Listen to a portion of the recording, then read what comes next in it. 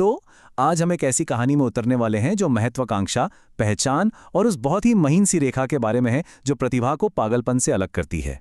ये एक ऐसे सर्जन की कहानी है जिसकी खामोश चीखें दीवारों के पार भी गूंजती थीं। यहाँ एक सवाल उठता है और ये सवाल हम सबके लिए है। हमारी महत्वाकांक्षाएं, हमारे सपने आखिर कब हमें ही खाना शुरू कर देते हैं? चलिए आज इसी भयानक सवाल का जवाब ढूंढने की कोशिश करते हैं। तो मिलिए समीर से, एक बेहद काबिल सर्जन जिसके हाथों में जिंदगियां बचाने का हुनर था, लेकिन उसके दिमाग में ना एक बहुत ही गहरा, एक काला जुनून पल रहा था। एक ऐसा जुनून जो उसे इंसानियत की बुलंदियों से सीधा पागलपन की खाई में ले जाने वाला था।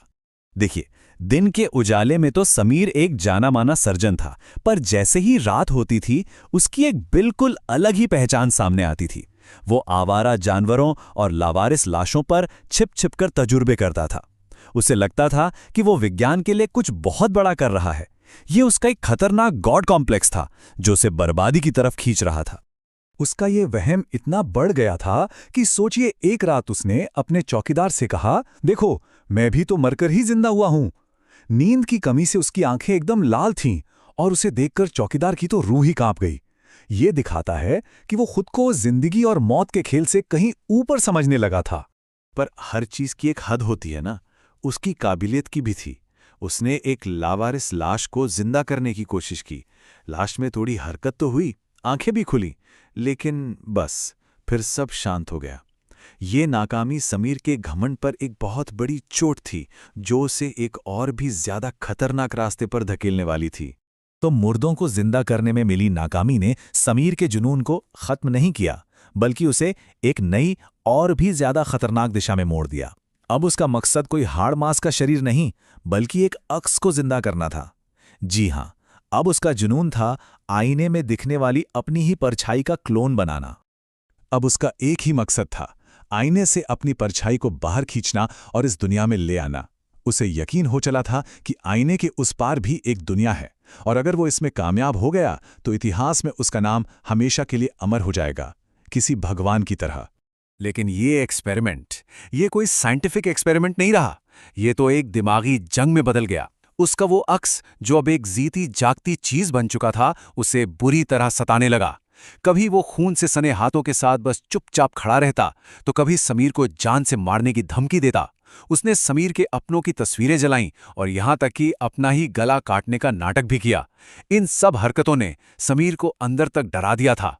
अब हालत ये थी कि समीर डर और बेबसी के उस पॉइंट पर पहुंच चुका था जहां उसने एक आखिरी फैसला लिया। वो इस बुरे सपने को, अपनी इस बनाई हुई बला को हमेशा हमेशा के लिए खत्म कर देना चाहता था, चाहे फिर कीमत कुछ भी हो। उसने एक भारी भरकम हथौड़ा उठाया और अपनी पूरी ताकत से आईने पर दे मारा। आईना हजारों टुकड़ों में बिखर गया। उसे लगा बस खत्म, उसने अपने बनाए हुए दानव को हमेशा के लिए मिटा दिया है। वो चिल्लाया, अब तुम कभी वापस नहीं आ सकते। लेकिन क्या सच में? क्या वो वाकई आजाद हो गया था? तभी उसे कुछ अजीब सा महसूस हुआ। उसने देखा कि खून बह रहा है उसके अपने जिस्म से। उसके पेट पर ठीक वैसा ही घाव था जैसा उसने अपनी परछाई को देते हुए देखा था। और कमरे के दूसरे कोने में उसका क्लोन खड़ा था, मुस्कुरा रहा था, पूरी तरह से आजाद। और बस यहीं से कहानी एक ऐसा भयानक मोड़ लेती है जिसकी किसी ने कल्पना भी नहीं की होगी। अब शिकारी खुद शिकार बन चुका था और समीर की अपनी ही बनाई हुई हकीकत उसके लिए एक जीता जागता जेलखाना बन गई थी। क्लोन ने एक ठंडी बेजान आवाज में सच बताया, तुमने मुझे खत्म नहीं किया, तुमने मुझे आजाद कर दिया है। अब वो समीर की जगह दुनिया में एक सर्जन बनकर जिएगा, जबकि असली समीर वो उसी लैब के अंधेरे में हमेशा के लिए कैद रहेगा। और समीर का, उसका जो हश्र हुआ वो तो और भी भयानक था। सोचिए, उसके शरीर में एक असहनीय दर्द उठा, उसका जिस्म अजीब तरह से मुड़ने लगा, उसकी चमड़ी सख्त होकर एक चमकदार चांदी जैसी परत में बदलने लगी। धीरे धीरे उसकी नाक, कान, होठ सब चेहरे के अंदर धंस गए और उसका पूरा शरीर एक सपाट, चिकना, जीता जागता आईना बन गया। वो फंस चुका था पूरी तरह से। समझिए कि वो अपने ही जिस्म की जेल में एक जिंदा कैदी था जो न तो बोल सकता था और न ही हिल-डुल सकता था। वो सब कुछ देख सकता था, सब कुछ महसूस कर सकता था, पर कुछ कर नहीं सकता था। पर कहानी यहां खत्म नहीं होती। क्लोन का मकसद सिर्फ समीर की जिंदगी चुराना नहीं था।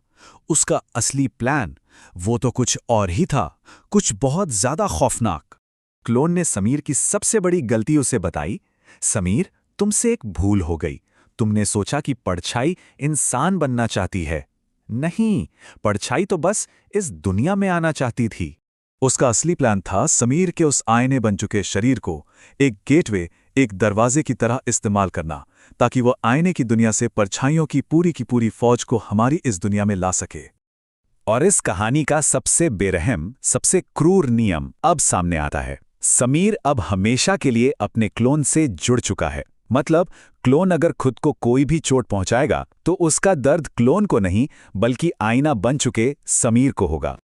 और फिर वो नकली समीर सर्जन बनकर अपनी अगली सर्जरी करने के लिए लैब से बाहर निकल जाता है और पीछे रह जाता है आईना बना समीर, दीवार से चिपका हुआ, खून के आंसू रोता हुआ। वो चीखना चाहता है पर चीख नहीं सकता, एक खामोश चीख जो हमेशा के लिए कैद हो गई है। और यहीं पर यह कहानी हमें एक आखिरी डरावने ख्याल के साथ छोड़ जाती है। आईना आपको सच दिखा तो सकता है, पर सच बता नहीं सकता। जरा सोचिए उस हालत के बारे में, जहां कोई सच्चाई को देख भी सकता है, महसूस भी कर सकता है, पर उसे